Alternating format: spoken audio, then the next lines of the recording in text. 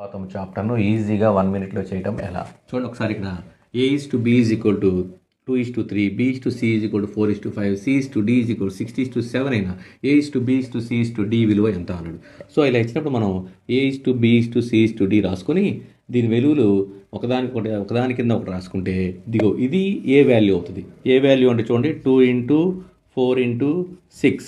Okay, B value ఏంటంటే ఇంకోటి ఇది బి అంటే 3 × 4 × 6. సి వాల్యూ చూడండి, సి వాల్యూ ఏంటంటే ఇదిగోండి ఇది సి అంటే 3 × 5 × 6. డి వాల్యూ ఏమో ఈ 3 × 5 × 7. అన్నిట్లో 3 ఉంది చూడండి, క్యాన్సిల్ చేసుకోవచ్చు. ఇక్కడ 3 2 0 మొత్తం మనం మల్టిప్లై చేసుకుంటే 4 16 is to 6 4 24 is to 5 6 30 is to 35. So answer is 16:24:13:35. మరియు అనుపాతము చాప్టర్ను ఈజీగా 1 మినిట్లో చేయటం ఎలా చూడండి. ఇక్కడ A/B is equal to 5:9, B/C is equal to 4:7 అయినా A/B/C విలువ ఎంత అన్నాడు. సో ఇక్కడ B అనేది కామన్గా ఉంది కాబట్టి ఈ Bని మనం ఈక్వల్ చేయాలి. ఈ Bని మనం ఈక్వల్ చేయాలంటే ఈ 4తో ఈ రెండింటిని ఇంటూ చేయండి, ఈ 9తో ఈ రెండింటిని ఇంటూ చేయండి. చూడండి 4 5 20 is to 4 9 36. Okay, that is equal ఇక్కడ 9తో 9 4 36 ఇక్కడ is equal 9 7 63. Okay, so B అనేది మనకి ఈక్వల్ అయిపోయింది కాబట్టి ఏ విలువ ఎంత అంటే 20, బి అంటేనేమో నువ్వు ఏది తీసుకున్నా కానీ 36, సో సి ఏమో 63.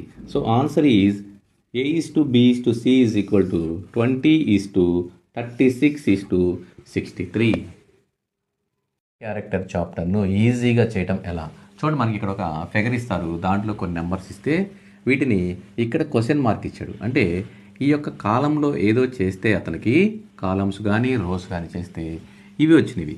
సో ఏం చేసాడో చూద్దాం. సో ఫస్ట్ కాలం తీసుకుందాం చూడండి. దీంట్లో మనకి 4 × 7 చూడండి, 4 × 7 4 7s are 28.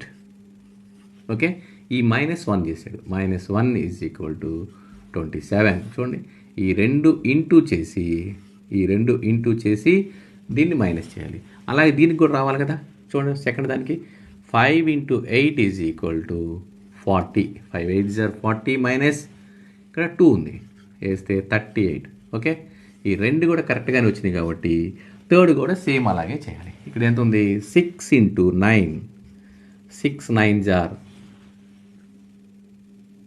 54.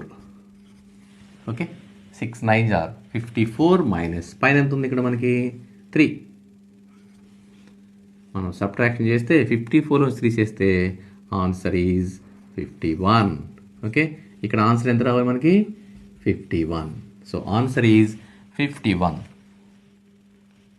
రీజనింగ్ చాప్టర్ను ఈజీగా చేయటం ఎలా చూడండి ఒకసారి. ఈ క్రింది పటంలో త్రిభుజాల సంఖ్య ఎంత? How many triangles are there in the given figure? చూడండి ఈ పిక్చర్లో మనకి ఇలా ఇచ్చినప్పుడు దీన్ని చాలా టెక్నిక్గా ఈజీగా చేసేయచ్చు. ఈ మొత్తం నెంబర్స్ రాయండి 1 2 3 4 5 6 ఈ మొత్తం కౌంట్ చేస్తే మనకి 21. అలాగే ఇక్కడ కూడా 1 2 3 4 ఇక్కడ కౌంట్ చేస్తే 10. ఓకే, ఇక్కడ కూడా 1 2 కౌంట్ చేస్తే ఇక్కడ 3.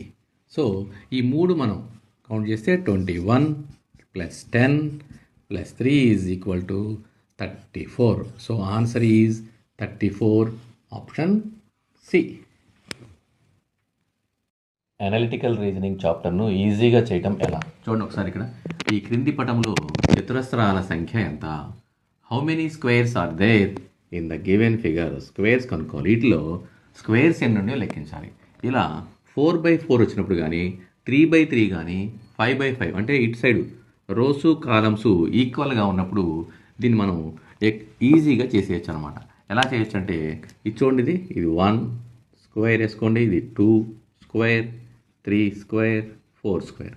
ఎన్ని వస్తే అండి 1 2 3 4 5 వస్తే 5. కానీ కాలమ్స్ రోస్ ఈక్వల్గా ఉండాలి కాబట్టి ఇక్కడ ఏం చెప్పు 1 స్క్వేర్ + 2 స్క్వేర్ + 3 స్క్వేర్ + 4 స్క్వేర్. అంటే 1 స్క్వేర్ అంటే 1 + 4 + 9 + 16.